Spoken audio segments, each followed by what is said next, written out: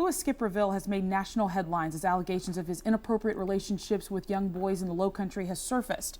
Here with a legal perspective on the case is Charleston attorney David Aylor. How are you? I'm doing well. Good morning. Now, tell me a little bit about, we talk about this constantly, especially with Darkness to Light and organizations like that around the Lowcountry, but right now, parents that have no idea, they think that it couldn't happen to them, it couldn't happen in their neighborhood. From a legal perspective, what's the first thing you should do if you think it's happening? Well, the first thing you should do is obviously speak to your child, but a lot of times, unfortunately, they're not going to be willing to tell you. There's all kinds of reasons for that. So if you think something may be going on and your child's not telling you, then you should probably bring in, a third party, whether it be the authorities, or some sort of therapist, or perhaps even an attorney. A lot of these people are using attorneys now, and you're seeing the attorneys come in because that confidentiality is there, and that may be what's stopping the person from telling what has happened. Right. Startling statistics: 1 in 4 girls and 1 in 6 boys will be sexually molested before they're 18 years old, which is insane. I mean, if you think about that, your child's class, and that's a lot of kids in that one class that will have to deal with this. And I guess the next question would be, from a legal standpoint, what would a parent do if they don't want to raise any red flags? They're not even sure. And you don't want to accuse someone of something, especially this serious, but at the same time, you don't want to let it lay dormant and then all of a sudden a big issue arises. Absolutely. I think a lot of times the parents are almost scared to go there. And then ultimately, if they do find something out later, there's a lot of guilt that comes along with it. So really the most important thing you can do is, if you think that inclination at all, is to have your child talk with someone else.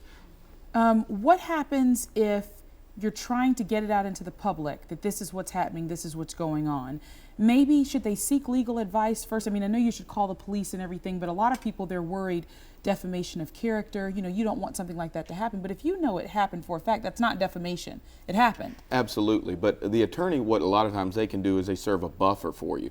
Buffer in between, for instance, the media as well as the police. They can be the one that, carries you down to the police station or your child and really tries to protect that child in regards to confidentiality. People don't want their names in the newspaper, on televisions as victims. They don't want that attention to their family. So what you can have with the legal counsel is help through the criminal process, but also protection for the child. And ultimately, there's a civil side to a lot of these cases as well. And with such serious allegations, you would never want someone to turn your words or twist your words around, because what your child is telling you, if it's true, you want that to get out and you want other people to know so that it doesn't happen to anyone else. Absolutely. There's a protection side of it. It's not just protection for your child. Maybe unfortunately they've been part of a horrific incident that occurred, but there's other children that these people could also affect, and that's what you're really trying to stop as well. And I can imagine that an attorney might be able to also help the parents, because when they're so close to it, anger a lot of times can get you into some trouble.